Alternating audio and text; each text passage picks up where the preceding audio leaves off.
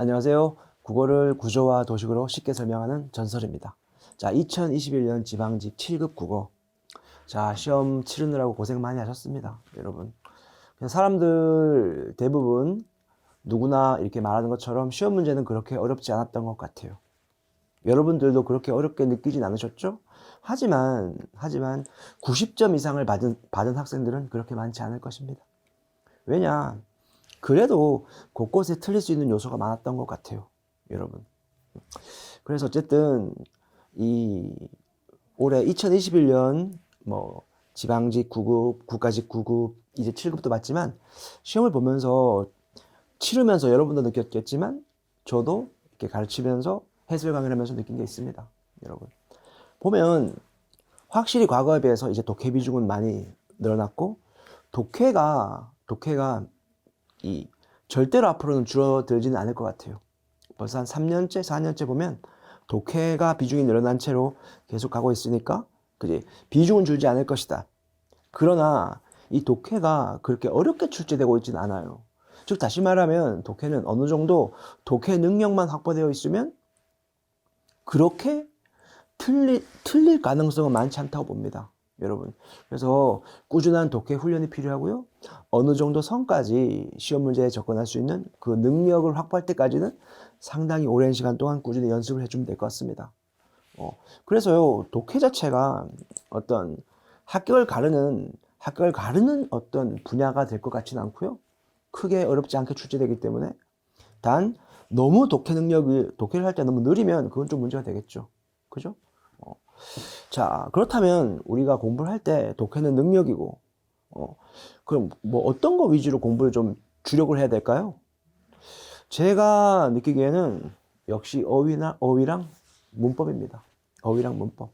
비록 수는 적지만, 문법이 제대로 효과적으로 학습되어 있지 않다면 문법은 정말 쉬운, 주는 문제임에도 불구하고 틀릴 수 있고, 그리고 어휘.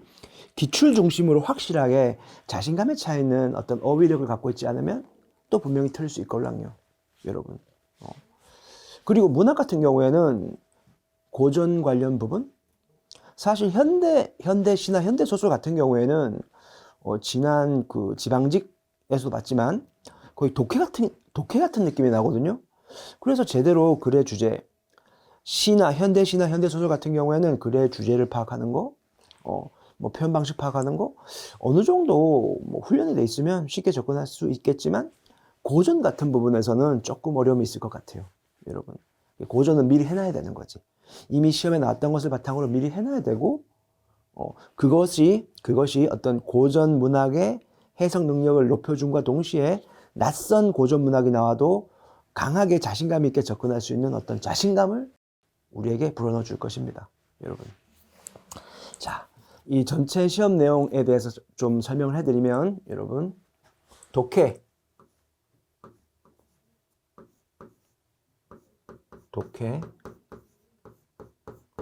이 독해 문제가 9문항이 나왔습니다. 9문항. 그래서 보통 말하기, 듣기, 그 다음 일반적인 뭐 읽기 같은 경우인데요. 뭐 크게 어렵지 않았고, 독해 능력, 앞서서 얘기했지만 독해 능력만 갖추고 있었다면 충분히 접근이 가능했고요. 그 다음 어휘. 어휘가 3문항에 출제되었습니다.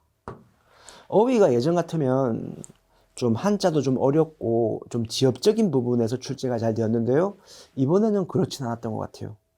뭐 한자어 표기도 뭐 할만했고, 그리고 한자 성어도 그동안 우리가 공부했던 그 기출에서 그대로 가져왔던 정말 예전의 기출 문제를 또 보는 듯한 느낌이 들 정도로 뭐 그런 느낌이 있었습니다, 여러분. 자, 어쨌든 어휘 같은 경우에는 크게 어렵지 않았습니다, 여러분. 기출을 중심으로 제대로 공부를 했다면. 그 다음 문법요. 자, 문법이 있는데요. 이 문법이 역시 3문항에 출제되었습니다. 3문항. 자, 크게 본다면 한글 맞춤법 57항 관련해서, 그 다음 표준 발음법 있죠. 표준 발음법의 니은청가 관련해서 출제가 되었고요. 그 다음 고전 문법에서 세종어제 훈민정음이라는 정말 가장 중요한, 고전 문법에서 가장 중요한 작품이 출제가 되었기 때문에 뭐 고전 문법에 크게 어려움이 없었을 것 같긴 합니다, 여러분. 자, 어쨌든 문법 기본적인 그 문법 능력을 바탕으로 어문 규정에 대한 이해와 그리고 암기할 부분을 제대로 외워주는 그런 학습 방법이 필요할 것 같습니다. 여러분. 자, 독해한 문제, 어휘 세 문제, 문법 세 문제, 마지막으로 문학. 문학이 5문항이 출제되었습니다. 물론 그 우탁의 시조 있잖아요. 탈로가. 그 시조는 되게 많이 봤던 거 맞죠? 많이 봤기 때문에 그 시조는 별로 어려움이 없었는데요. 좀 낯선 작품이 나왔었어. 하지만 기출문제가 아니고 낯선 작품이 출제되었을 때는 비교적 난도가 떨어지죠. 역시 예상대로 그랬고요. 처음에 봤을 때 약간 살짝 긴장했지만 문제를 풀면서 긴장감이 풀렸을 거라 생각합니다. 여러분. 자, 이렇게 해서 독해한 문제, 어휘 3, 문법 3, 문학 5문제 이렇게 출제되었습니다. 그래서 문제를 풀면서 저랑 같이 문제를 풀면서 앞으로 어떻게 공부해야 할지, 그치? 자, 한번 대책을 한번 생각해 보도록 하겠습니다. 여러분. 자, 1번부터 보도록 하죠. 1번. 자, 다음 밑줄 친 부분이 어법. 어법. 자, 어법이라고 했으니까 이 녀석은 한글 맞춤법, 그 57항 있죠. 한글 맞춤법의 57항과 관련돼서 출제가 되었습니다. 여러분. 그래서 어머니는 밥을 하려고 솥에 쌀은 사람이 아니니까 기본형이 안 치다죠.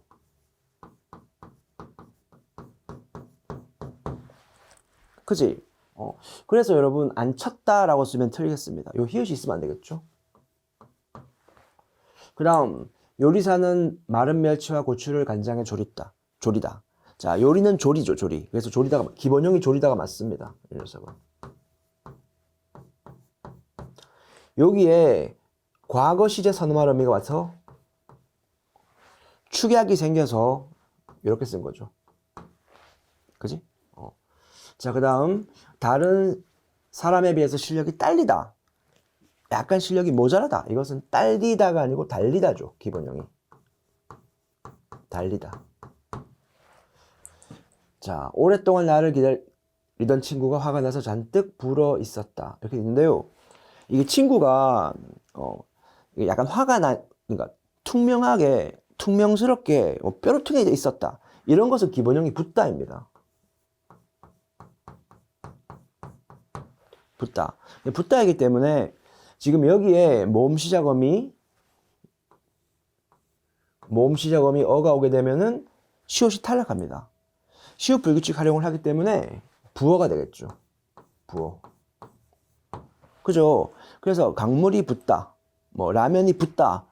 강물이 붓다와 라면이 붓다 같은 경우에는 디귿 받침이지만 얘 같은 경우에는 시옷 받침이니까 시옷이 탈락해야 되겠죠. 그지? 자, 그래서 정답은 2번이 됩니다. 2번. 자, 그 다음 2번 문제를 보겠습니다. 자, 어휘인데요. 단어의 의미. 사실 미리 공부할 수는 없죠. 그냥 시험 문제를 보면서 그 시험 문제에 맞춰서 융통성 있게 문제를 풀어나가는 것입니다. 그죠? 그래서 시험을 대하는 자신감, 그지? 어떤 집중력, 이런 것이 필요하겠죠. 여러분. 그래서 기본적으로 단어 풀다를 줬습니다. 풀다를 주고 나서 이렇게 여러 가지 뜻을 줬거든요. 여러분. 자, 적절하지 않은 것을 골라라. 이렇게 되어 있는데요. 보시면, 크게 길게 설명할 건 없을 것 같습니다. 여러분. 지금 4번의 리을 보겠습니다. 4번의 리을 보면 경찰을 보내서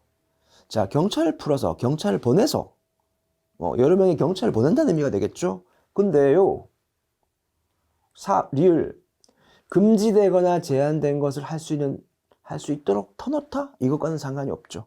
그지? 자, 그렇기 때문에 정답은 4번입니다. 크게 어려움이 없었어요. 그러니까 문맥적 의미를 통해서 단어 의미를 파악하는 거니까. 그지? 그 다음 3번. 자, 한자성어. 기출 그대로 나왔기 때문에 크게 어려움은 없었죠. 그죠? 그리고 보시면 예문조차도 과거의 시험과 비슷했어요. 자, 올림픽 예선에서 놀라운 성과를 거두었다. 자, 중간생략. 우리 대표팀은 국민들의 찬사와 응원 속에서 메달권을 향해 강도 높은 훈련을 계속 이어가면서 경기력 향상에 매진하고 있었다. 그지? 정말 좋은 결과를 얻기 위해서 경기력 향상에 끊임없이 매진, 노력하고 있었다. 뭐 그런 거잖아. 그죠? 쉬지 않고 열심히 노력함. 어떤 결과물을 얻기 위해서 쉬지 않고 열심히 노력한다? 니까. 자, 1번에 보면 주마가편, 달리는 말에 채찍질을 가하다. 그죠? 그러니까 훨씬 더 가면차게, 더 빠르게 잘 되기 위해서 열심히 노력하는 모습. 1번이죠. 2번 같은 경우에는 주마간산, 말을 타고 가면서 산을 본다. 그냥 대충 보는 거지. 그지?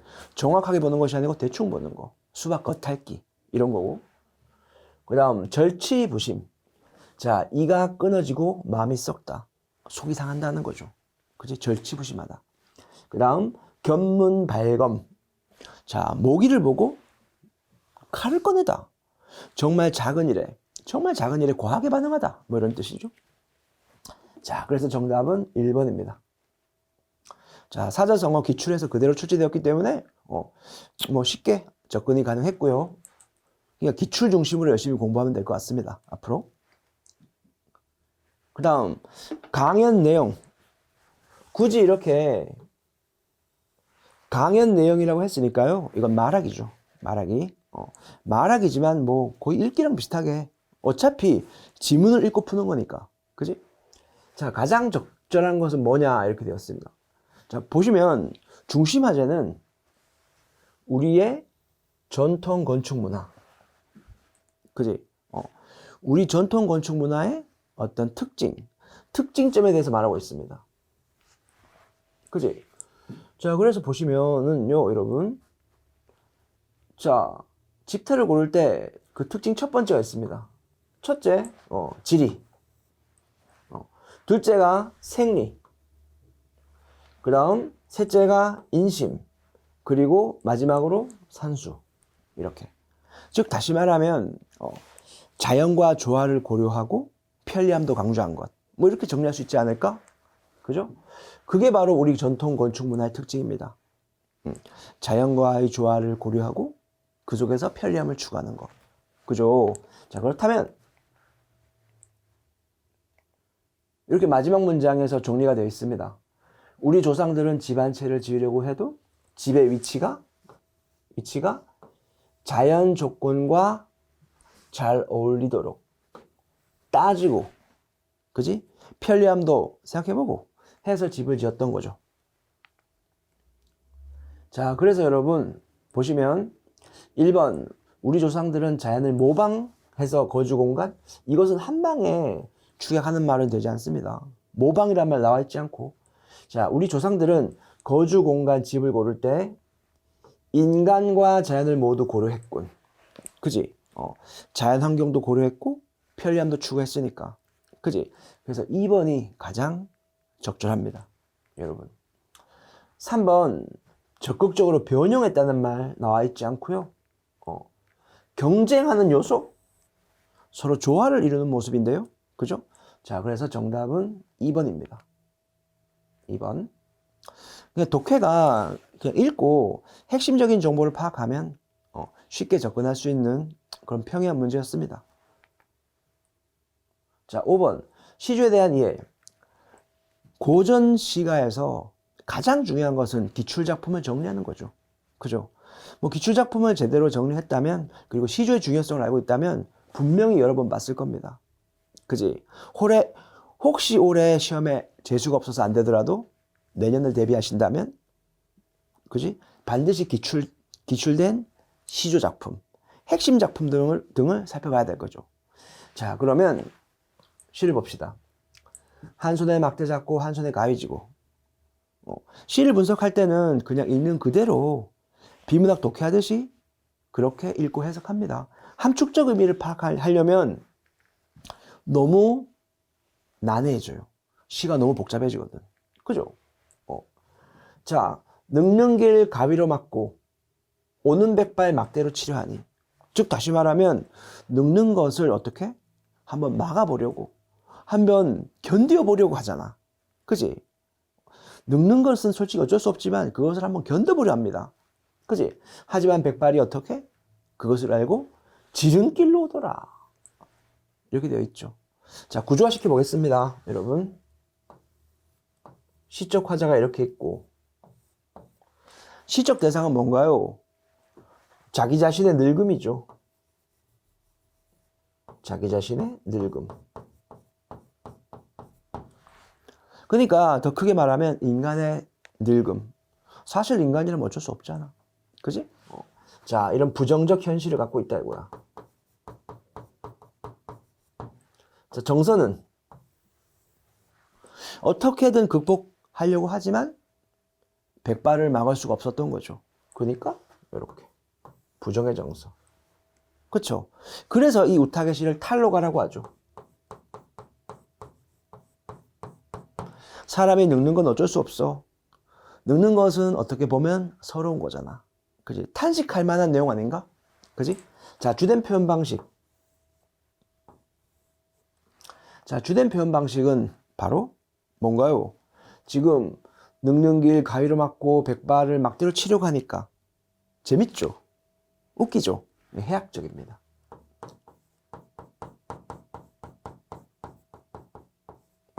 해학적 요소가 강한 거죠. 그렇죠? 이렇게 구조를 살펴볼 수 있겠습니다. 여러분. 자, 틀린 것은 무엇인가? 자, 4번부터 볼게요. 인간의 한계를 드러내어 운명을 거부할 수 없음. 결국 백발이 이겼죠. 그지? 지름길로 왔으니까. 3번, 거스를 수 없는 자연의 섭리를 해학적. 맞아요. 표현상 특징 분명히 있잖아. 어떤 늙는다는 것에 대한 서글픔을 노래하고 있지만 그래도 해학적으로 풀어냈어요. 그지? 이것이 조금 이 시를 어렵게 하는 요소가 아닐까 싶어요. 자, 대상을 의인화해서 생동감 있게 표현하고 있다. 자, 늙음 자체를 마치 사람인 것처럼. 그지? 그렇게 비유적으로 표현하고 있죠. 의인화라는 것은 비유적 표현입니다. 자, 인생의 덧없음을 관조적으로 표현하고 있다. 분명히 인생의 덧없음을 말하고 있는 것은 맞아. 그치? 근데 관조적. 이 관조적이란 말은 이 어휘가 시험에 여러 번 나왔어. 여러분, 어떤 대상을 차분한 마음가짐으로 관찰하듯이 바라보는 거. 어떻게 보면 약간 수수방관하는 느낌도 있어요. 알겠죠? 차분한 마음으로 대상을 관찰하듯이 바라보는 것. 그것이 관조적. 근데 해학적이고, 그죠? 좀 관조적이진 않죠. 그지? 자, 그래서 여러분 1번은 적절하지 않습니다. 그 다음 6번. 자, 고전 문법. 고전 문법이 출제되었는데요. 역시 가장 기본이 되고 누구나 중요시했던 부분에서 출제가 되었으니까 평이한 거죠. 그죠? 네. 그래서 여러분 보시면 문장 성분이니까 해석이 가능해야 되지 않겠어요? 그지? 이렇게 주요 작품은 다시 한번 이렇게 중요한 작품은 반드시 해석이 가능해야 된다. 그지? 특히 중세국어. 그래서 이거 하고요. 내년에 공부하시는 분들은 수학원에 뭐 동명일기까지는 봐도 될 것 같아요. 그지? 그러면 마음이 편하지. 그지? 자, 나란 말씀이 중국과 달라서 문자가 서로 통하지 아니하기 때문에 이런 까닭으로 어리석은 백성의 주격조사부터 있죠, 이거. 그지? 그러니까 주어입니다. 자, 이루고자 할 바가 있어도 홀빼 이루고자 할 바. 이게 여러분 이 관영어 하다의 관형사형이고요. 이 배는요. 바 더하기 바는 의존명사 그리고 이는 그 당시 주격조사. 알겠죠? 이는 그 당시 주격조사니까 할 바가 있어도 마침내 자신의 뜻을 자, 이 녀석은 자신의 뜻들은 이 녀석은 뜻 더하기 을이에요. 그쵸? 그래서 요 뜻이라는 체안을 꾸며주는 관형어입니다. 자신의 뜻, 제 뜻, 자신의 뜻을 능히 펴지 못할 놈이 하니라, 많으니라. 내 일을, 내가 이를 위하여 지금 주격조사 가가 보이진 않죠. 그지? 그냥 이것도 나의 뭐 이런 식으로, 그지? 그 당시에는 주격조사 가가 없었거든요. 그러니까 나의 이가 붙은 거다. 뭐 이렇게 생각하면 될 것 같습니다. 내 이를 위하여 이를 불쌍히 여겨 새로 28자를 맹가노니 사람으로 하여금 쉽게 익혀서 날로 쓰면 편안케 하고자 할 따름이니라. 이렇게 되어 있죠. 그지? 그래서 여러분 어쨌든 주격조사가 보이죠. 주격조사가 보이고 주격조사가 보이고 주격조사가 보이고, 그죠? 이 당시에 주격조사는 받침이 있을 때는 이렇게 썼고 받침이 없을 때는 그냥 이모만 썼어요. 절대로 이게 중세 국어는 이 주격조사 가가 쓰진 않았죠. 자, 3번. 제가 틀렸네요. 제는 관용어. 자, 3번이 되고요. 그 다음 7번. 자, 다음 시에 대한 이해로 적절하지 않은 것은 뭐냐? 자, 먼저 제목을 봐야죠. 지금 시 자체가 현대시가 지금 낯선 시가 나왔잖아. 낯선 시가. 그러면 절대로 긴장할 필요가 없습니다. 왜냐? 그동안 시험에 나왔던 중요했던 현대 기출시를 통해서 반복적으로 연습을 했고 분석하는 능력이 마음속에 자리 잡고 있을 테니까 그냥 편안한 마음으로 자신감을 갖고 집중력을 갖고 시험에 임하시면 될 것 같습니다. 자, 먼저 제목을 볼게요. 풀벌레들의 작은 귀를 생각함. 그러니까 풀벌레들의 작은 귀를 통해서 시적 화자의 정서를 느낄 수 있죠. 그죠? 그러니까 다시 시의 처음으로 돌아와서 이 벌레 소리들, 풀벌레 소리들, 그지? 텔레비전을 끄니까 들려왔다는 거야. 그러면서 어떻게? 뭐 별빛이 묻어 낭랑하다, 그치? 귀뚜라미나 여치 같은 큰 울음 사이에는 너무 작아서 들리는 소리도 있었다, 그지? 나는 그 풀벌레들의 작은 귀를 생각한다. 그냥 이 풀벌레들의 작은 귀는 긍정적 의미를 가진 거죠. 그지? 어떤 순수 자연의 모습, 순수 자연의 소리, 따뜻한 소리, 행복한 소리, 낭랑한 소리. 자, 그래서 여러분 이렇게 해서 시적 화자를 그려주고 풀벌레 소리요. 풀벌레 소리. 풀벌레 소리가, 자, 현실은 어떻습니까? 부정적 현실. TV, 뭐 각종 매체, 수많은 세상의 시끄러운 소리들, 인공적인 소리에 막혀서 정작 중요한 풀벌레 소리를 듣지 못했던 거죠. 그쵸? 그래서 TV를 끄니까 어떻게? 자, 뒷부분 가볼게요. 그 풀벌레 울음소리들은 수없이 나에게 왔다가 단단한 벽, 뭐 TV 소리, 자동차 소리, 뭐 소음 소리 이런 것들, 전등 마찬가지지. 인공적인 거, 그지?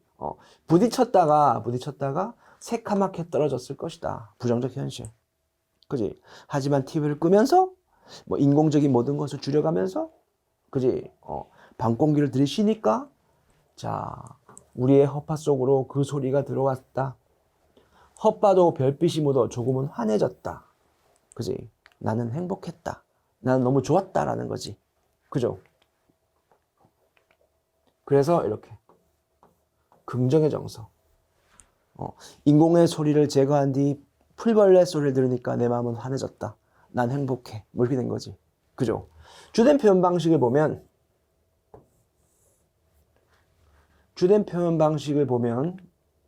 이 뒷부분에 요 소리가 들어온다. 소리는 진짜 감각, 청각이죠. 요거는 청각. 들어온다. 어떻게 소리가 들어올 수 있어? 그러니까 이거는 가짜죠. 시각. 청각이 시각으로 전이가 됐으니까 공감각. 그죠? 허파도 별빛이 묻어 있다. 그치? 자, 별빛 같은 경우에는 시각이죠. 근데 묻을 수는 없는 거잖아. 그지? 촉각. 그래서 시각을 촉각으로 전이시킨 거. 공감각적 심상이 주된 표현 방식입니다. 여러분. 그러면 여기다가 공감각. 뭐 이렇게 하면 될 것 같죠? 자, 적절하지 않은 것을 골라봅시다. 여러분. 자, 4번. 문명의 이기에 가려졌던 자연에 관심을 가지려는 태도가 나타나고 있다. 주제죠. TV를 끄니까 자연이 들어왔다. 그지? 좋은 표현이네. TV를 끄기 전후의 상황이 대조적이지. 그죠? TV를 끄기 전은 끄니까 풀벌레 소리들이 들려왔다. 그지? 자연의 실제감이 공감각적 이미지를 통해서 부각되고 있다. 방금 설명했고. 자, 문명과 자연의 호혜적 관계. 호혜적 관계라는 것은 서로 특별한 이해관계를 준다는 거죠. 그렇지 않습니다. 지금 문명과 자연은 대조적이잖아요. 그지? 그래서 여러분 서로 특별한 혜택을 주고받는 관계, 호혜적 관계라고 할 수는 없겠죠. 그래서 제 개인적인 생각이지만 만약 이 문제를 틀렸다면 이 호혜적이라는 의미를 몰랐으면 틀릴 수 있습니다. 그죠? 그래서 이게 9급 국어와 차이점이 나는 7급 국어만의 특징인데요. 7급 국어는 이렇게 어려운 선택지에 이 어휘가 좀 난도가 높은 녀석이 들어올 수가 있다는 거죠. 평상시 우리가 쓰지 않던 말들, 그런 것이 나온다는 거예요.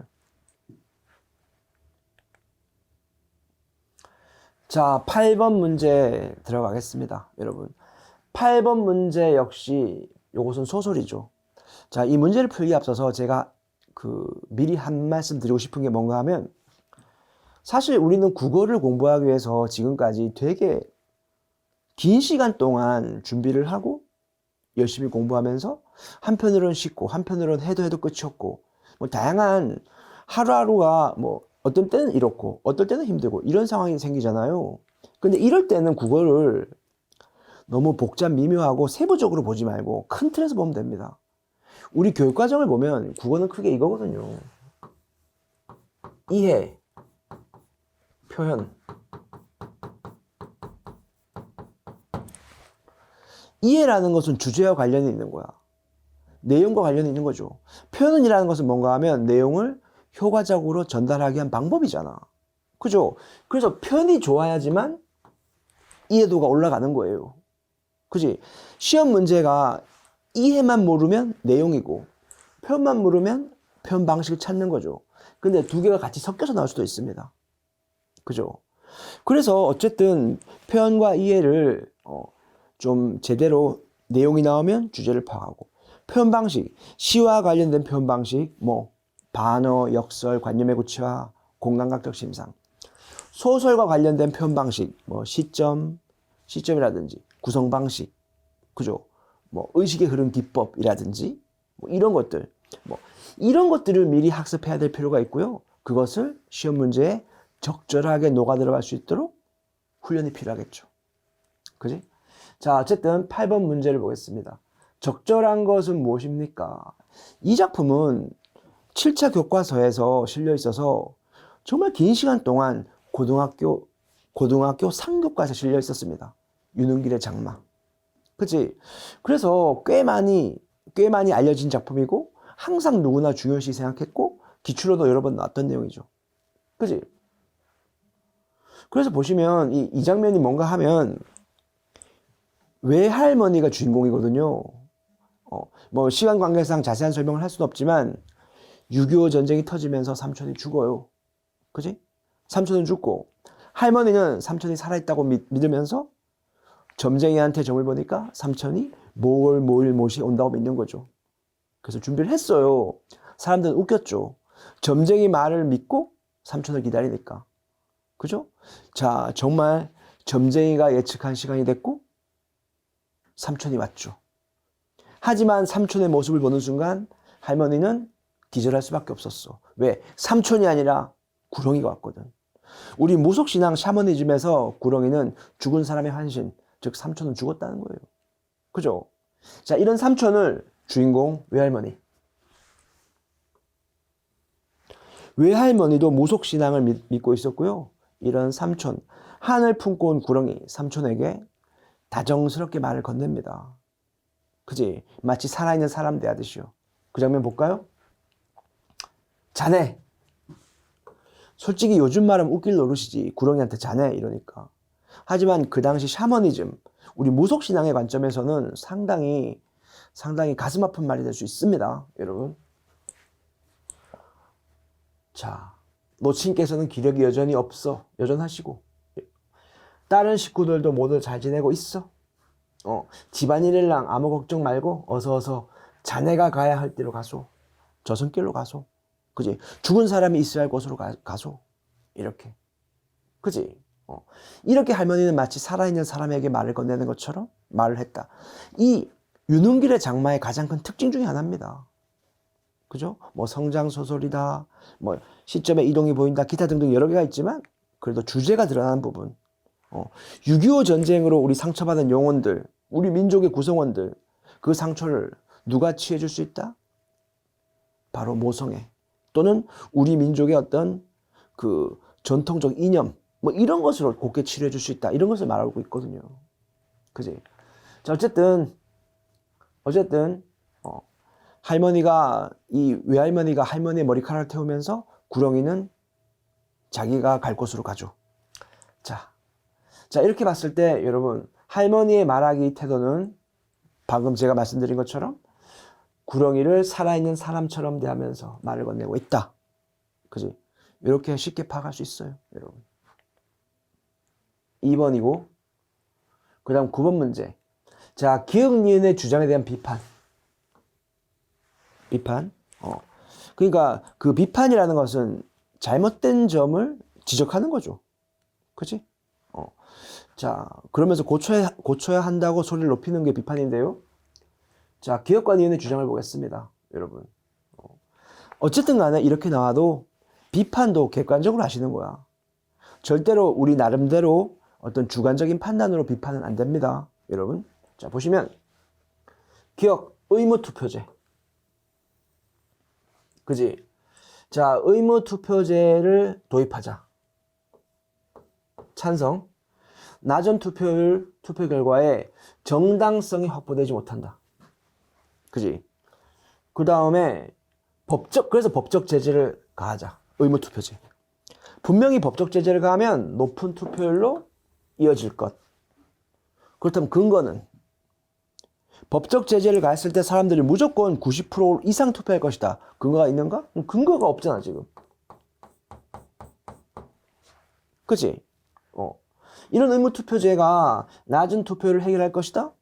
분명히 주장은 하고 있지만 근거가 없습니다. 이것이 바로 이 글의 문제점이에요. 자, 나아가 더 많은 국민이 투표에 참여할 수 있도록 정치인들은 정책 경쟁력을 높이려 할 것이다. 그치? 정치인들은 의무투표제를 하게 되면 정책 경쟁력을 높이려고 노력할 것이다. 그치?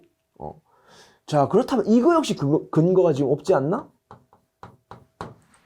그죠? 정치인들이 정책 경쟁력을 높이려 하는데 왜? 뭐 때문에? 어떤 방법으로? 뭐 이런 근거가 부족하고요. 그 다음, 자, 의무투표제, 중심화제, 반대하는 측. 현재 우리나라의 투표율이 정치 지도자들의 대표성을 훼손할 만큼 아직 심각하진 않다. 그지? 그렇게 투표율 자체가 낮긴 하지만, 심각하진 않다라고 본다는 거죠. 또, 다른 방식으로 투표율 상승을 또 기대할 수 있다. 뭐 어떤 게 있는데, 그럼? 다른 방식이 뭔데? 그것이 또 구체적으로 나와 있지 않죠. 그지? 어떤 주장을 할 때 무조건 주장만 하는 것이 아니고 반드시 근거가 있어야 되죠. 타당한 근거. 그런 것이 좀 약해요. 그지? 자, 기대할 수 있다며 의무투표제가 투표를 높일 가장 효과적인 방안은 아니라고 말한다. 그리고 같은 내용이죠. 그리고 접속부사가 쓰이면 같은 내용이 이어집니다. 여러분, 의무투표제를 도입하면 선출된 정치인들이 높은 투표를 핑계로 아나무인의 태도를 취하는 부작용이 생긴다. 왜 이렇게 생각하지? 왜 높은 투표를, 내가 이 정도 투표를 얻었어. 나를 당한 자 없어. 내가 최고야. 왜 이렇게 할 거라고 그 사람을 미리 판단하죠? 근거가 없잖아.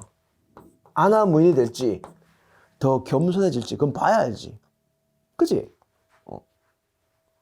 어쨌든 국민의 뜻이 오히려 왜곡될 수 있다. 걱정하고 있다 이거죠. 그치? 자, 그렇다면 여러분 지금 문제를 보면 적절하지 않은 거죠. 그래서 제가 앞서 얘기했던 것들이 지금 나와 있습니다. 투표율 증가가 후보들의 정책 경쟁으로 이어진다는 근거가 부족해요. 기억. 자, 다시 본문으로 가진 않겠습니다. 기억. 자, 법적 제재가 투표율 상승으로 이어진다는 뒷받침할 만한 자료, 역시 근거를 제시해야죠. 왜 없어 그게. 그지? 그 다음 니은 반대 입장, 의무투표제 반대 입장, 기억은 찬성, 니은 반대. 선출된 정치인들은 높은 투표를 핑계로 아나무인의 태도를 취하는 부작용. 그치? 이 근거를 제시하라니까. 근데 근거를 제시하지 않고 대책을 제시한다? 뭐 편드는 겁니까? 이건 비판하는 게 아니죠. 그치? 편들어주는 거죠. 자, 그래서 여러분 지금 3번은 어이가 없고요. 4번 역시 우리나라 투표율이 정치 지도자들에 대한 대표성을 해소할 만큼 심각하지 않다는 것에 대한 근거 부족이에요. 타당성이 부족해요. 자, 이렇게 해서 3번입니다. 정답. 자, 역시 뭐 내용 비판이라는 어떤 좀 힘든 문제의 유형이었지만 그렇게 정답 찾기는 어려운 점이 없었던 것 같고. 10번 한자 표기입니다. 한자 표기.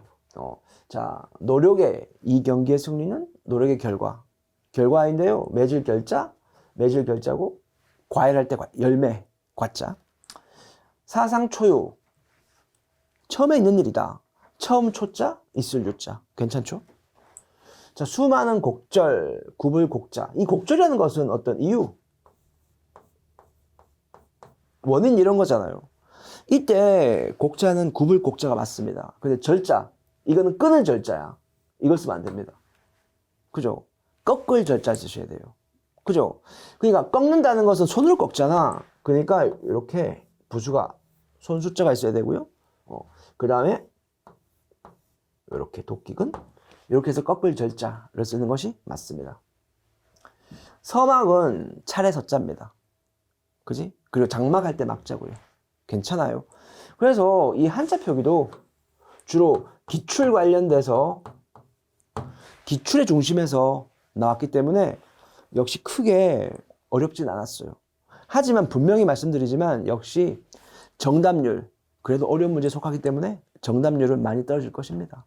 여러분, 한자잖아요. 한자단 출제되면 무조건 정답률은 떨어집니다. 우리는 한자 세대가 아니라서 그런가 봐요. 자, 정답은 이렇게 해서 곡절입니다. 3번.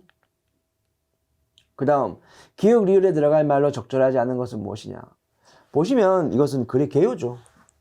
개요.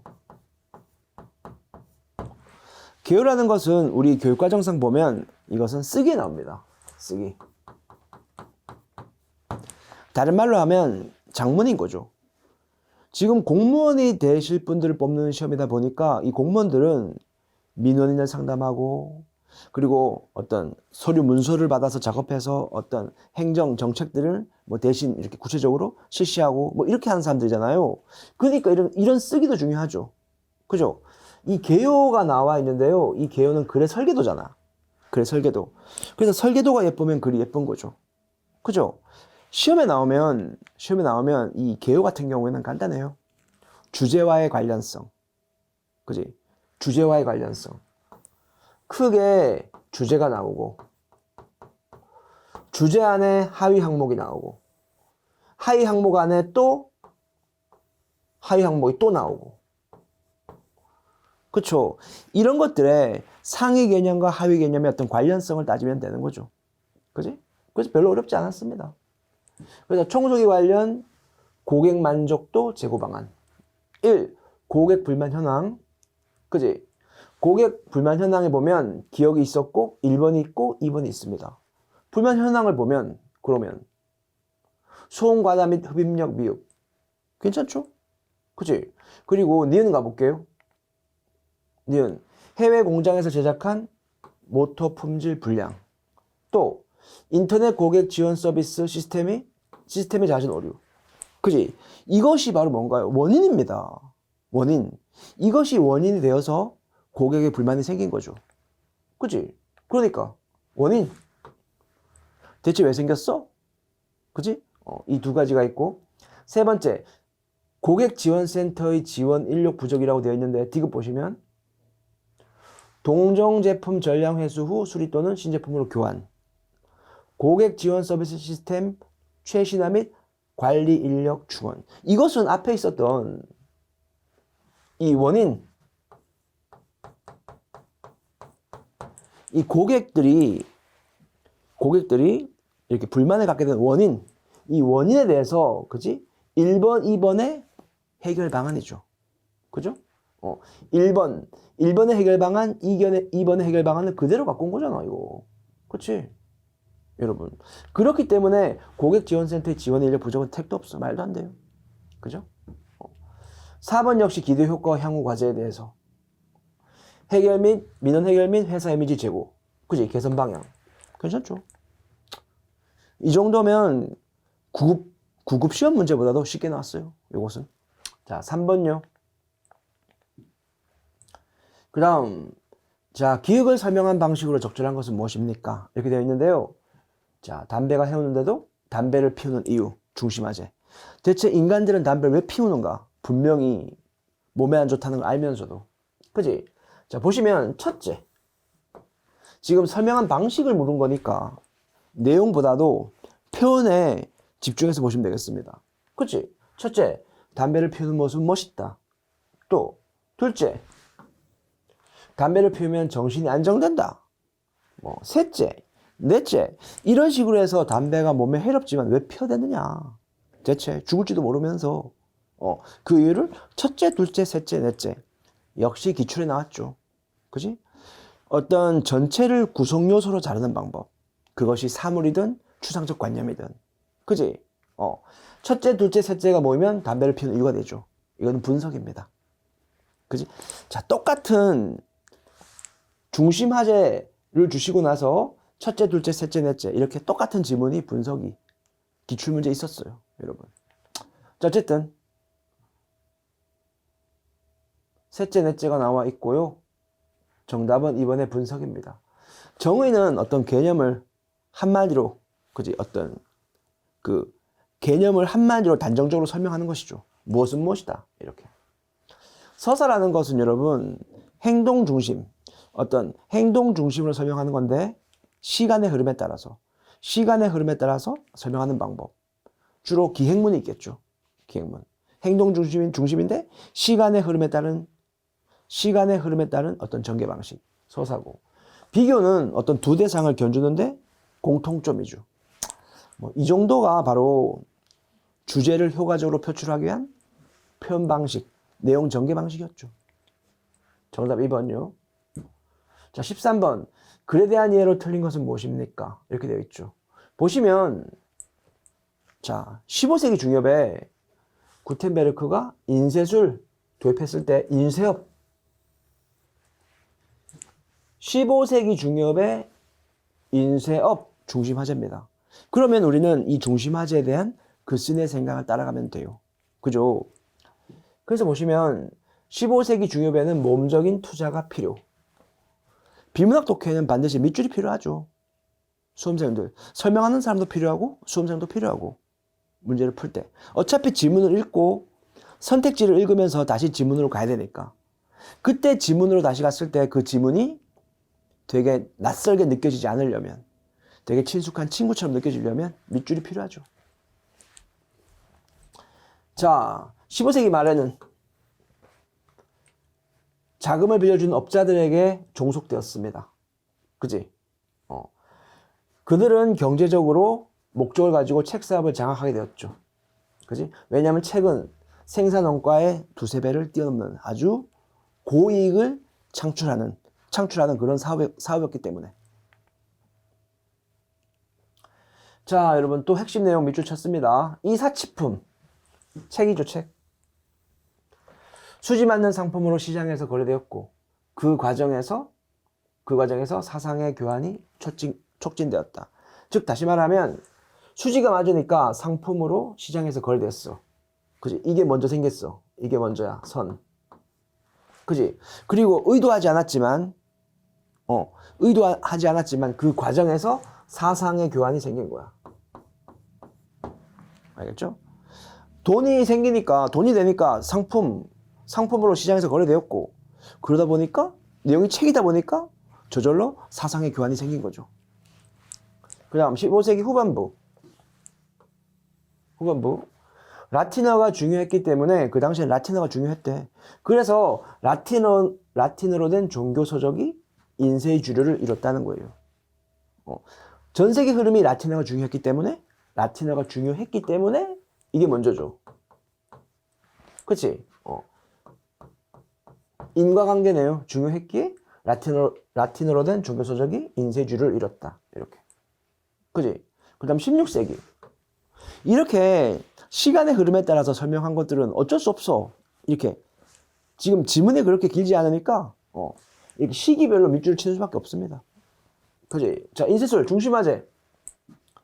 고대 문헌들의 출판을 통해서 인문주의 대의에 공헌을 했다 이거야. 그죠? 마지막으로 이때는 종교개혁을 위한 수단으로 이용되기도 했고, 뭐 이렇게 볼 수 있습니다, 여러분. 자, 그렇다면 다시 한번 적절하지 않은 것. 지금 2021년 지방직 7급 국어에서는 비문학 독해에 다음 글에 대한 이해로 적절하지 않는 것. 이해와 표현에서 여러분, 이 이해가 가장 많이, 독해에서 이해가 더 많습니다. 표현 방식보다는. 그만큼 글의 내용을 명확히 이해하는 게 중요해요. 그지? 자, 적절하지 않은 것이니까요. 자, 16세기 인쇄술이 종교개혁에 영향을 주었죠. 마지막 부분에 있었고. 15세기 말 인쇄업은 제가 이렇게 말로 한다고 해서 여러분도 생각으로 하면 안 되고 지문 속에서 확인하셔야죠. 여러분들. 인쇄업은 대금업자들에게 금전적으로 의존을 했었죠. 그지? 이 부분에 있었잖아. 15세기 말 자금을 빌려준 업자들에게. 그죠? 이렇게. 그 다음 3번. 유럽의 상인들은 사상의 교환을 위해서 책을 유통한 것은 아니었다. 이렇게 되어 있죠. 그죠? 사상의 교환을 위해서 책을 유통한 것은 아니었죠, 당연히. 그죠? 여러분? 그 다음 4번. 15세기 후반부의 라틴어는 인쇄술에 힘입어서 가장 중요한 언어가 되었다. 아니지. 이게 지금 선후 관계가 바뀐 거 맞죠? 라틴어가 가장 중요한 언어였기 때문에, 그지? 라틴어로 된 종교 서적이 출간된 거죠. 그지? 인쇄술에 힘입어서 중요한 언어가 됐다는 내용은 전혀 없습니다. 이건 선후 관계가 바뀐 거야. 근데 쉽게 눈치챌 수 있죠. 그지? 자, 4번요. 그 다음 14번. 글에 대한 이해로 적절한 것은 무엇입니까? 인데요. 서양의 드래곤과 동양의 용의 차이점입니다. 그지? 서양의 드래곤, 밑줄 치면 좋을 것 같아요. 악의 상징이죠. 하지만 동양은 용입니다. 신령스러움을 상징하는 존재, 긍정적 의미를 가지는 존재였어요. 그치? 자, 그렇다면 이 용은 동그라미, 보통 긍정, 뭐 이런 방법 많이 쓰잖아. 이 본문에 체크할 때 긍정적인 것은 원을 그리고 부정적인 것은 뭐 세모를 하거나 이렇게. 자, 이 동양의 인식은 있잖아요. 용은 날개 달렸어요. 아니, 날개 달린 드래곤과 달리, 큰일 날 뻔했네. 달리. 자, 이게 중요하죠. 날개 없이도 자유롭게 하늘을 날며 물속에도 살고 네 발이 있으나 땅에서 걷는 일이 없다 이거야. 이게 동양의 용의 이미지. 그지? 자, 요까지가 가장 핵심이 되는 것 같습니다. 그지? 날개 없이 하늘을 날고 또 발은 있지만 걸어 다니지 않고, 그죠? 그 다음에 물속에서 지낼 수 있고. 자, 됐습니다. 바닷가 사람들은 용이 주로 바닷속, 용궁. 하지만 육지 사람들은 하늘 위에 구름. 그지? 바닷가 사람들은 용궁이고, 그 다음 육지 사람들은 구름 속에 있다. 동양의 용은. 그러니까 주된 핵심, 중심화제는 서양의 드래곤이 아니고 동양의 용인 거야. 용. 참 사람들은 용을 좋아하는 것 같아요. 막 문신도 용문신 막 그런 거 있잖아. 그지? 자, 어쨌든 동양의 용은 긍정적 이미지가 좀 강하다. 뭐 이렇게 나와 있는데 더 볼게요. 자, 환경 중심적 사고에 기인하면, 환경 중심적 사고, 어부들은 용을 고깃배를 위험하는 풍랑, 안 좋은 거네. 그게 동양에서도 안 좋은 게 있어. 환경 중심적 사고에 기인을 했을 때. 하지만 농부들 같은 경우에는 곡식을 자라게 하는 풍우, 이건 좋은 거잖아. 비가 내려야지. 적절한 비가 내려야지만 그래도 어떻게? 그래도 농사가 잘 되는 거잖아요. 그지? 까닭이다. 자연이 어부는 공포, 농부는 은혜. 환경 중심적 사고에 의했을 때 어부는 공포, 농부는 땡큐 은혜라는 거. 이런 대립적 관념이 용의 신령함에 결박이 되었다는 거죠. 우리 전통 사회에서는 농업 비중이 큰 까닭에 그래요. 어부보다는 그래도 대부분 농사를 지었었지. 그지? 대체로 용을 두려움의 대상이 아니라 상스러운 존재. 그지? 이 상스럽다는 것은 되게 우리에게 도움이 되고 길한 일이 생길 것 같다는 그런 느낌. 좋은 일이 생길 것만 같아. 되게 막 기적적인 막 좋은 일이 생길 것만 같아. 예사롭지 않은 좋은 일이 생길 것만 같아. 뭐 그런 게 상스럽다. 자, 그렇다면 여러분 지금 문제를 다시 한번 적절한 것. 항상 적절한 것, 적절하지 않은 것 때문에 학생들이 실수를 많이 한다는 걸 생각하시기 때문에 항상 다시 한번 확인. 맞는 거.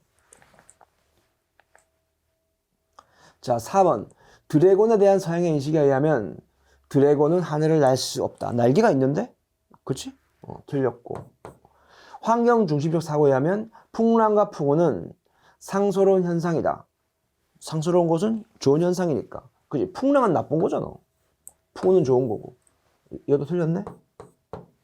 자, 육지 농부들은 구름 속 용에게 네 발이 있다고 인식했다. 용은 동양적 사고. 분명히 이렇게 네 발은 있지만 육지를 걸어 다니진 않는단 말이야. 그쵸? 그것이 바로 동양의 용의 특징이었던 거 맞죠? 그 다음 1번. 바닷가 어부들에게 구름과 용궁은 대립적 관념이었다. 라고 돼 있죠. 분명히 있잖아. 바닷가 어부들에게 용궁에 사는 용은 풍랑과 관련이 있었어. 그치? 분명히 이건 많았어. 이건 맞아요. 근데 구름 속에 사는 용은 어부들한테 환경 중심론적 사고에 기인하면 그런 내용은 없어. 어부들은 용이 용궁에 살고 있다고 믿었지 구름에 있다고 믿지 않았잖아. 그치? 그러니까 이런 관념이 없었겠지. 이거 틀렸죠. 결론적으로 2번만 맞게 되는 거죠. 2번만. 자, 15번입니다, 여러분. 자, 연한 박지원 선생님의 작품이고요. 분명히 낯선 작품이지만 그렇게 어렵진 않았어요. 그죠? 누님이 시집 가던 날, 과거죠. 과거를 회상했잖아. 그치? 그리고 누나 앞에서 이렇게 누나가 못 가게, 그지? 막 억지를 부렸죠. 자, 어쨌든 벌써 28해 전의 일이었습니다. 그렇게 누나는 내 곁을 떠나갔죠. 그런데요, 지금 보면, 자, 명정. 죽은 사람의 관직과 성씨 따위를 적은 기. 즉, 누나가 죽은 거예요. 뭐, 꽤 긴 시간이 지났잖아요. 그지? 또 역시 있잖아, 여러분. 강가에서 말을 세우고 멀리 보니까 붉은 명정. 그지? 그 배그림자는 아득히 흘러가는데, 중간생략. 그지? 자, 멀리 보이는 산의 어떤 그 검푸른 빛. 마치 누님이 시집가는 날, 쪽진 머리 같았다. 어떤 자연현상, 자연물의 모습 속에서 지금 세상에 계시지 않은 누이의 모습을 떠올렸죠. 그지? 비유적으로. 그죠? 또, 강물빛은 당시 거울 같았고, 새벽달은 누님의 눈썹 같았다. 그지? 자연물 자체를 당시에 누님이 시집가는 모습, 그지? 그날의 상황과 관련지어서 생각하고 있죠. 그지? 어쨌든 누이의 죽음을 안타까워하면서 지금 세상에 있지 않잖아요. 그지? 누이의 죽음을 안타까워하니까 세상의 모든 사물들이 누이의 모습으로, 누이의 시집가는 날의 어떤 그런 날의 모습과 겹치면서 생각이 났던 거죠. 자, 여러분 1번 자연물을 통해서 누님의 모습을 연상하고 있고 방금 했죠? 누님과 영원한 이별. 보니까 명정이 있는 걸로 봐서 누이가 죽었죠. 그지? 그러면서 누나가 시집 가던 날을 떠올리면서 더더욱 그리워하고 있겠지. 그지? 안타까움 괜찮고. 과거와 현재 장면이 겹쳐 있죠. 그지? 현재는 지금 누이가 벌써 시집 간 지 28해. 이전의 일이라고 했으니까. 그지? 28년 후잖아, 현재는. 근데 과거 28년 전 누이가 시집 가던데 자신이 어렸을 때 모습을 떠올리고 있잖아. 그래서 여러분, 과거와 현재 장면이 겹쳐 있죠. 상실. 세상에 누이가 없으니까. 자, 누이의 결혼과 죽음에 대한 화자의 기쁨과 슬픔. 사실 이 모습은 들어있지 않아요. 그지? 그 당시에 내가 얼만큼 기뻤다는 내용은 없어요. 대부분 슬픔, 안타까움과 관련이 있습니다. 사랑하는 누이가 떠나갔던 시점. 시집도 내 곁을 떠나가는 거고, 죽은 것은 더 슬프지만 영원히 떠나간 거. 그지? 자, 여러분, 이렇게 해서 정답은 4번입니다. 그지? 기쁨은 없어요. 그 다음 16번. 다음 글에서 추론한 내용으로 적절하지 않은 것은 뭐냐? 이렇게 되어 있는데요. 자, 추론이라고 했죠. 추론. 추론 뭔가요? 미루어 짐작하는 거. 사실적 정보를 바탕으로 미루어 짐작하는 거지. 그지? 하지만 100% 추론 문제는 존재하지 않습니다. 항상 사실적 정보와 긴밀한 연관성이 있는 정보들이 맞는 겁니다. 100% 완벽한 추론 문제는 세상에 존재하지 않고, 추론 문제를 푸는 뭐 독특한 새로운 문제풀이법 그런 것도 존재하지 않습니다. 그지? 지문을 통해서 명확히 내용을 이해한다면 지문에 있는 내용 자체를 그냥 다른 방법으로 설명했을 뿐이지, 그것을 추론이라고 한다면 좀 너무 좀 과한 편인 것 같아요.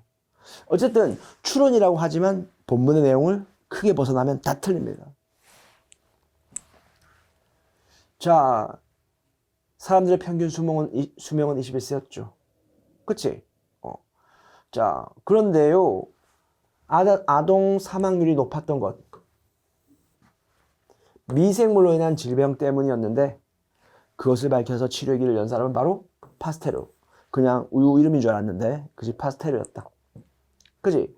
그래서 이 사람은요, 어떻게 했는가 하면 가장 중요한 거, 음식물의 발효나 부패가 공기 중에 미생물 때문에 생겨난다는 것을 밝혀낸 사람. 그지?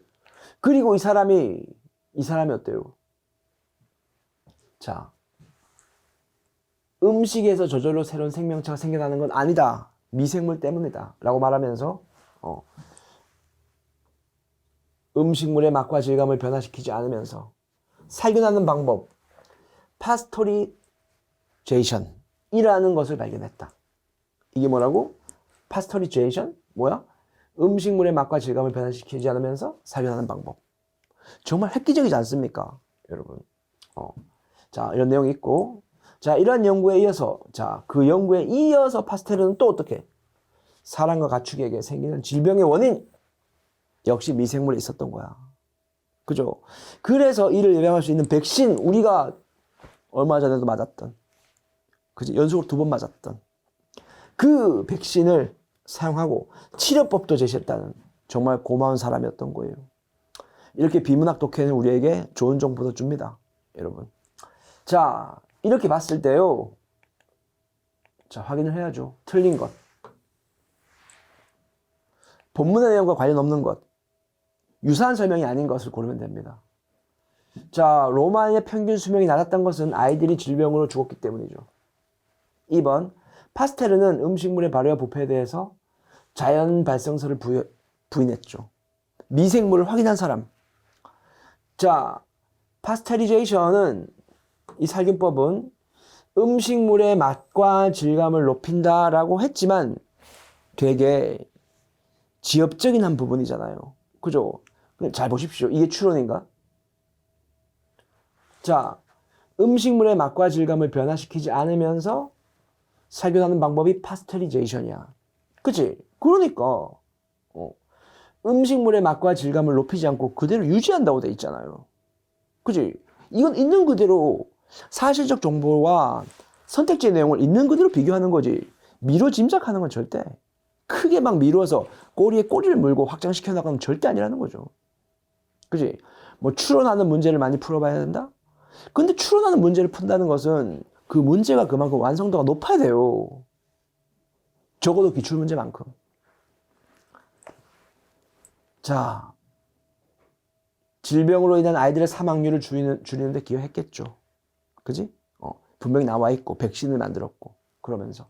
자, 정답은 3번요. 17번 가와 나의 공통점으로 적절하지 않은 것이라고 되어 있는데 벌써 이렇게 지문 두 개를 비교하는 거잖아요. 그런데 되게 알기 쉬운 뭐 이야기 구조로 되어 있단 말이에요. 그쵸? 그래서 보시면 탁대사가 나와 있는데 탁대사 굶은 호랑이 그냥 먹으면 재미가 없잖아. 그지? 그래서 밖에 나가서 어떻게? 머리를 들어 공중을 향해서 크게 웃기다고 좋아했단 말이야. 그지? 그런데 어떻게? 이제 본격적으로 먹으려고 하니까 죽은 없었다는 거지. 자, 호랑이의 웃음. 정말로 웃음거리가 되고 말았구나. 호랑이를 풍자 대상으로 삼고 있고. 봉황의 생일 잔치에 있잖아. 박쥐가 났죠. 그지? 이런 이야기의 특징이 뭔가 하면 마법처럼 한 번만 읽어도 우리 머릿속에 잘 남는단 말이야. 그리고 이런 이야기일수록 그 등장인물이나 동물들의 대사가 중요합니다. 그지? 봉황이 박쥐한테 너 왜 안 와 이 자식아 하니까 박쥐가 말했죠. 나는 발로 기어다니는 짐승인데요. 이렇게. 기린의 생일. 또 기린이 있었나 봐. 자, 박쥐에게 말했죠. 너 왜 안 와? 하니까 박쥐가 저는 날개가 있어서 샌데요. 이렇게. 그죠? 즉 다시 말하면 주제가 항상 나오죠. 세상에서 이를 피해 교묘하게 면하는 사람. 그게 바로 박쥐 같은 놈이다. 그지? 이렇게 주제가 마지막에 있습니다. 자, 그렇다면 자, 보겠습니다. 화자의 말을 통해서 대상을 조소, 비웃고 있죠. 그지? 그 다음 일화를 통해서 대상의 성격을 드러내고 있죠. 한편의 이야기잖아. 그 다음 반어적 표현을 통해서 대상을 비판하고 있다. 반어라는 것은 이 표현과 의도가 반대되는 거잖아. 그지? 이것이 공통되진 않습니다. 나와 있지도 않고요. 우화적 설정. 우화는 뭔가 하면 이야기 속에 동물이 나와. 동물, 식물이 나와요. 그러면서 인간 세상을 어떻게? 풍자하는 거죠. 이 우화적 설정, 우화적 기법은요, 돌려 말하기, 우의적 기법의 일종입니다. 여러분. 자, 어쨌든, 동식물을 의인화시킨 것. 자, 그래서 쉽게, 3번이라는 걸 파악할 수 있습니다. 18번, 표준 발음법에 나와 있죠. 사실, 어문 규정을 우리가, 사실 그 문법을 배우고 나서 어문 규정을 공부하는데요. 그 어문 규정 역시 법이잖아요. 그러니까 정리가 필요하죠. 어문 규정을 그냥 읽는 것은 큰 의미가 없고 정리가 필요합니다. 필요한데 29항이라는 것은 첨가잖아, 여기. 첨가. 그죠? 합성어나 파생어에서 앞말의 끝소리가 자음이고 뒷말의 첫소리가 이야 여여유는 니냐 녀녀뉴이다. 이잖아요? 근데 보시면 그 내용이란 말이야. 그 내용. 색연필 합성할 때 색연필 니은 첨가 다음에 비음화가 생기는 거죠. 이렇게. 그죠? 자, 근데 다만 다음과 같은 말들 니은을 첨가하여 발음하되 자, 다만 니은을 첨가하여 발음하되 표기대로 발음할 수도 있다. 이렇게 발음이 두 개잖아. 발음이 두 개 정도 되면 상당히 중요한 거죠. 대표적으로 이런 거 있었잖아. 금융, 검열, 뭐 야금야금, 이죽이죽 이런 것이 있었단 말이잖아. 그지? 그래서 이렇게 금융 해도 되고 금융 해도 된다. 뭐 이런 느낌. 그지? 야금야금 역시 니은 첨가해도 되고 소리대로. 그지? 여기는 첨가고 얘는 연음. 뭐 이런 걸 외우는 거죠. 이 기억의 규정을 외우는 거였어요. 검열, 뭐 금융, 이죽이죽, 야금야금 뭐 이런 것도 외우는 거였단 말이야, 사실. 그 다음 받침 리을 뒤에 첨가되는 니은을 리을로 발음한다. 왜냐하면 봐요. 여기에 이야 여요요는 니은 첨가가 생기잖아요. 근데 뒤에 있는 리을 때문에 유마가 바로 생기니까 니은을 첨가한 다음에 굳이 또 뭐 유마를 하느냐, 그냥 리을을 첨가해버려라. 똑같은 음운 환경론적 조건이라면 그냥 리을을 첨가해라, 뭐 이런 거고. 그 다음 두 단어를 이어서 한마디 할 때 합성어나 파생어 아니더라도 이 녀석을 한 번에 발음할 때도 똑같이 니은 첨가를 한 다음에 유마를 하는 거. 합성어나 파생어일 때랑 똑같다는 거죠. 그치? 그 다음 3일절 같은 경우에는 니은을 첨가하지 않는다. 이건 예외적인 거니까 뭐 3일절 그런 거 있잖아. 3일절, 등용문 이런 것들은 니은 첨가하지 않죠. 그죠? 송별연 같은 경우도 그렇습니다. 이걸 송별연이 아니고 송별연. 시험에 정말 많이 나왔었잖아. 그치? 게다가 송별연은 긴 소리까지 갖고 있죠. 송별연 이런 식으로. 그죠? 자, 그래서 여러분 보시면 지금 자 4번부터 볼게요. 리을, 등용문, 이 리을, 니은 첨가 없는 거야. 등용문은 발음도 표기랑 똑같습니다. 그치? 니은 첨가 없단 말이야. 맞고. 그 다음 디귿은요. 디귿 두 단어를 이어서 한마디로 발음하는 거. 18 같은 경우도 해당된다는 거야. 그래서 요게 10과 8이 결합을 해서 그지? 니은 첨가가 된 다음에 유마가 생긴다는 거지. 18 이런 식으로. 그지? 휘발유 역시 니은 첨가 다음에 유마가 생길 거 그냥 리을을 첨가해라. 앞서서 설명했던 거. 그치? 앞서 설명했던 거 니은에 해당하는 거죠. 요거. 그지? 그 다음 혼합약 같은 경우에는 발음이 두 개여야 된단 말이야. 니은 첨가를 해도 되고 연음을 해도 되고. 하지만 얘는 그냥 혼합약 이게 니은 첨가밖에 생기지 않습니다. 그지? 이것을 혼합약이라고 하진 않거든.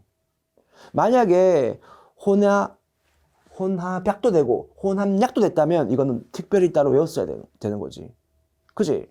하지만 그렇지 않았거든. 1번 정답입니다. 자, 19번. 자, 다음 대화에 대한 이해로 적절하지 않은 것은 뭐냐? 이렇게 되어 있는데요.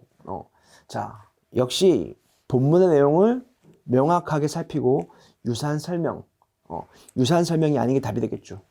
자, 그렇다면 페가수스는 정말 실존하는 것이겠지? 페가수스는 실존하지 않는 대상을 지칭해. 이렇게. 자, 그렇다면 이 두 사람의 의견이 왜 다른지 보겠습니다. 갑은 다시 한번 페가수스는 정말 실존? 을은 페가수스는 실존하지 않아? 이렇게. 자, 페가수스라는 단어가 의미를 지닌다는 것은 분명하지. 단어의 의미는 그 단어가 지칭하는 실존하는 대상. 단어의 의미, 무엇인가에 따라서 결정된단 말이야. 그치? 단어는 무언가의 이름인 거란 말이야. 그치? 그러니까 페가수스가 실존하지 않는다면 페가수스라는 이름은 어떻게 의미를 지니겠니? 그치? 말이 좀 어려운가요? 하지만 한마디로 결정을 내려줬어. 이 사람은 세상에 존재하는 모든 이름은 실존하는 대상을 반드시 지칭한다. 실제 존재하는 대상만 지칭한다. 이름은 반드시. 이렇게 나와 있고. 아니야. 로물루스 생각해봐. 실제로 이름이 아니야. 일종의 축약된 기술. 축약어야. 축약된 기술어야. 실제 존재하지 않아. 동생을 죽이고 로마를 건국하는 등 여러 가지를 한 어떤 전설상의 인물이라는 축약어일 뿐이지 실제 존재하는 대상은 아니야. 이렇게. 그쵸? 만약 정말 이름이라면 그 이름이 지칭하는 대상은 실존하는지 문제도 되지 않았을 거야. 만약에 어떤 단어가 이름이라면 있잖아. 그게 정말 적어도 축약어가 아니고 이름이잖아. 그것은 실존하는 어떤 대상을 반드시 지칭해야만 하거든. 하지만 로물루스를 봐봐. 실존하는 대상이 아니야. 그냥 기술어야. 이름이 아니고 이름이 아니라 일종의 축약된 기술이란 말이야. 이렇게 말하고 있죠. 자, 그렇다면 여러분 지금 적절하지 않은 것은 무엇입니까? 자, 보겠습니다. 자, 4번부터 갑과 을은 어떤 단어가 이름이라면 그 단어는 반드시 실존하는 대상을 지칭. 이것은 공통적으로 나와 있었죠. 그지? 분명히 제가 읽으면서 확인을 했고요. 자, 갑은 페가수스를 이름으로, 을은 페가수스를 축약된 기수로. 맞죠? 이름은 반드시 실제 존재하는 거야. 그지? 하지만 을은 페가수스를 그거는 이름 아니야. 축약된 기수로야. 이렇게 보고 있고. 그 다음 2번 을은 실존하지 않는 대상을 지칭하는 단어가 있다고 보는군. 이렇게 되어 있습니다. 여러분. 즉 다시 말하면 실존하지 않는 대상을 지칭하는 단어. 그지? 그러니까 축약어. 실존하지 않는 대상을 로물루스를 봐봐. 페가수스처럼. 그지? 실존하지 않는 대상을 지칭하는 단어. 그게 바로 축약어야. 축약어. 그지? 그 다음 갑은 축약된 기술어가 실존하는 대상을 지칭할 수 없다고 보는군 이라고 되어 있지만 갑은 이런 말 한 적 없습니다. 그지? 축약된 기술어란 말은 의리한 거야. 그지? 무조건 갑은 명칭 이름은 실존하는 인물이 있다고 본 거죠. 그지? 자, 그래서 정답은 1번이 됩니다. 자, 마지막 20번입니다. 자, 문제는 특이했지만 내용은 쉬웠어요. 그지? 뭐 굳이 큰 설명 필요 없을 것처럼. 그지? 이론 X에 대한 근거와 판단입니다. 그쵸? 이론 X. A가 B의 원인이다. 그치? 그러면 A가 일어나지 않았더라면 B도 일어나지 않았을 것이다. 뭐 당연한 말을 하고 있어. 그치? 그치? 예를 든다면 기온이 낮아진 것은 온도계 눈금이 내려간 것이 원인이다. 만약 기온이 낮아지지 않았다면 눈금이 내려가지 않았을 것이다. 당연한 말을 하고 있어. 그치? 이게 만약 새로운 이론이었다면 되게 어려웠을 텐데 누구나 알고 있는 상식적인 거란 거지. 그치? 자, 이론 X에서 똑같아. A가 일어나지 않았다면 B도 일어나지 않았을 것이다 라고 추측할 수 있죠. 왜냐면 원인이 사라졌으니까 당연히 B도 생기지 않았겠죠. 그치? 자, 여기 보십시오. 우리가 글을 읽을 때 본문 내용이 명확하지 않으면 예를 보는 게 맞습니다. 기온이 낮아지지 않았더라면 온도계의 눈금은 내려가지 않았을 것이다. 그치? 이거랑 유사하다는 거죠. 그치? 자, 그래서 보시면 기온이 낮아지지 않고 온도계 눈금이 내려가지 않는 상황은 기온이 낮아졌고 온도계 눈금이 내려간 사실과 더 유사하다는 것이다. 계속 인과관계를 말하고 있는 거예요. 그냥 같은 상황을 있잖아. 다르게 설명하고 있을 뿐이지. 그지? 이론 X. 결국 하나입니다. 원인과 결과. 원인이 없으면 결과도 안 생긴다. 원인이 생기면 필연적으로 결과가 생긴다. 뭐 이런 건데. 그지? 그래서 여러분 기억 같은 경우 폐암의 원인, 갑의 흡연이 폐암의 원인이다 이거야. 이게 먼저 생긴 거지. 폐암이 된 거야. 흡연하지 않았으면 폐암이 안 생겼을 거라는 거죠. 그치? 그 다음 님 보십시오. 갑이 홈런을 치지 않고 팀이 승리한 상황보다는 갑이 홈런을 치지 않고 갑의 팀이 승리하지 않은 상황이, 그지? 그러니까 갑이 홈런을 치지 않고 승리하지 않았어. 즉 다시 말하면 그는 홈런 안 쳤기 때문에 승리하는 거리가 먼 거야. 또 봐요. 홈런을 치고 갑의 팀이 승리한. 그러니까 갑의 홈런 자체가 승리에 기여를 했다는 거잖아 지금. 그러니까 인과관계가 성립되는 거죠. 그치? 하지만 디귿 같은 경우에는 까마귀 날자 배 떨어졌다. 이 속담 자체가 인과관계를 말하는 게 아니잖아요. 그치? 우연히 겹쳐버린 거잖아. 그쵸? 그래서 이걸 이론 X와 유사하게 접근시키는 건 말도 안 되는 거죠. 그치? 그래서 야 이거 이렇게 쉬운가? 너무 쉬운 거 아니야?